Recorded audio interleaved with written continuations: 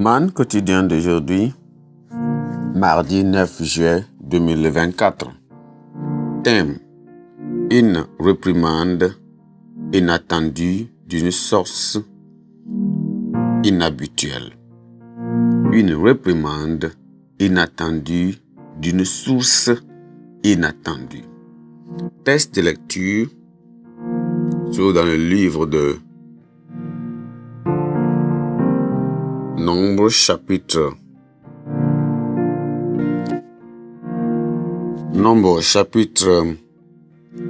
22. Nous allons partir du verset 21 à 30. 22. La colère de Dieu s'enflamma parce qu'il était parti, et l'ange de l'Éternel se plaça devant le chemin pour lui résister. Balaam étant monté sur son ânesse, et ses deux serviteurs étaient avec lui. L'ânesse vit l'ange de l'Éternel qui se tenait sur le chemin, son épée rue et dans la main, et il se retourna du chemin et alla dans le champ. Balaam frappa l'ânesse pour la ramener dans le chemin. L'ange de l'Éternel se plaça dans un sentier entre les vignes. Il y avait un mur de chaque côté. L'ânesse vit l'ange de l'Éternel et se serra contre le mur, et pressa le pied de Balaam contre le mur. Balaam la frappa de nouveau. L'ange de l'Éternel passa plus loin et se plaça dans un lieu où il y avait point d'espace pour se détourner à droite ou à gauche. L'ânesse vit l'ange de l'Éternel et se battit sous Balaam. La colère de Balaam s'enflamma et il frappa l'ânesse avec un bâton. L'Éternel ouvrit la bouche de l'ânesse et elle dit à Balaam: Que t'ai-je fait pour que tu m'aies frappé déjà 3 fois? Balaam répondit à l'ânesse: C'est parce que tu t'es moqué de moi. Si j'avais une épée dans la main, je te tuerais à l'instant. L'ânesse dit à Balaam: Ne suis-je pas ton ânesse, et que tu as de tout temps monté jusqu'à ce jour? Ai-je l'habitude de te faire ainsi? Il répondit: Non. Gloire à Dieu. Le verset clé, c'est le verset 28 et le verset 29.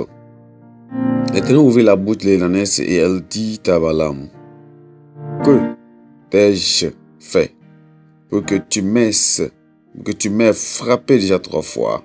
Balaam répondit à l'ânesse: C'est parce que tu t'es moqué de moi. Et si j'avais une épée dans la main, je te tuerais à l'instant. Amen.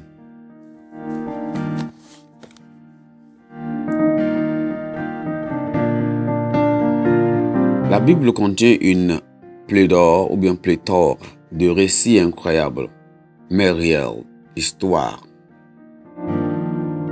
L'histoire du buisson ardent, du vent léger et de l'âne qui a parlé sont des preuves de moyens miraculeux que Dieu peut choisir d'utiliser. Elles démontrent l'omnipotence de Dieu, son contrôle sur toutes ses créatures et sa capacité à les utiliser pour servir ses desseins à tout moment.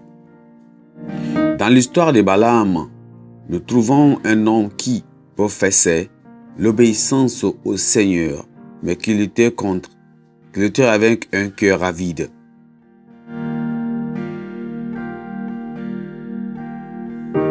Dieu, dans son amour, interdit d'abord à Balaam de se rendre sur les lieux. Le roi envoya une fois encore le rechercher et il refusa à nouveau. Plus tard, il céda à la tentation des richesses et des honneurs qui lui promettait Balak. Comme on pouvait s'y attendre, la colère de Dieu s'enflamma devant la manifestation de la convoitise et des volontés résolues de Balaam. L'ange de l'Éternel se tenait sur le chemin comme un adversaire contre lui. Son épée nuit à la main. Dieu a dû lui parler par l'intermédiaire d'une ânesse pour le convaincre que son désir pour l'argent l'aveuglait et le menait à sa perte. Nous pouvons tirer un certain nombre de leçons de cet incident. Dieu parle toujours pour avertir les gens du danger, des mauvaises décisions, des actions qu'ils entreprennent. Ils peuvent choisir d'utiliser n'importe quoi et même n'importe quelle situation pour avertir les gens. Personne ne peut prétendre n'avoir été averti ou mis en garde contre les conséquences de mauvaises actions. Lorsque nous négligeons les avertissements de Dieu directement, que ce soit par ses paroles ou par le prédicateur qu'il a choisi, il continue quand même toujours de nous avertir en se servant de notre conscience, de situation et même l'exemple de méfaits et du jugement qu'il s'abat sur d'autres méchants pour nous mettre en garde. Personne ne peut invoquer l'ignorance ou bien personne ne peut invoquer l'ignorance pour justifier ses mauvaises actions. Dieu nous avertit parce qu'il nous aime. Mais lorsque nous nous tenons pas contre notre volonté propre et nos ambitions démesurées, alors il nous livre à nous-mêmes pour faire face aux conséquences de nos actes. Balaam a laissé la cupidité et les promesses que lui avait faites Balak l'aveugler et lui faire perdre son sein du jugement, ce qui l'a rendu sourd à l'avertissement de Dieu. Il mourut finalement avec les Moabites dans un chapitre ultérieur, c'est-à-dire dans Nombre chapitre 31, le verset 8, à cause de sa cupidité et n'ignorant pas les avertissements. Alors, à cause de sa cupidité, il mourut. Et son affinité avec les enfants de Dieu. Il mourut à cause de sa cupidité et son affinité avec les ennemis de Dieu. Alors, soyons sages et n'ignorons pas les avertissements que le Seigneur nous donne, même si ces avertissements semblent provenir de sources improbables et de personnes, ou même de personnes ou de choses apparemment insignifiantes. Le Seigneur nous donne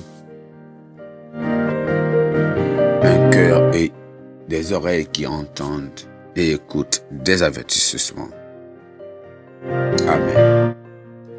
Pensée du jour. La convoitise et la désobéissance à Dieu conduisent à l'autodestruction.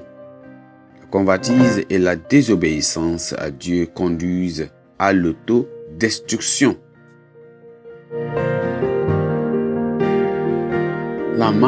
La Bible en un an. Genèse chapitre 26 à 28.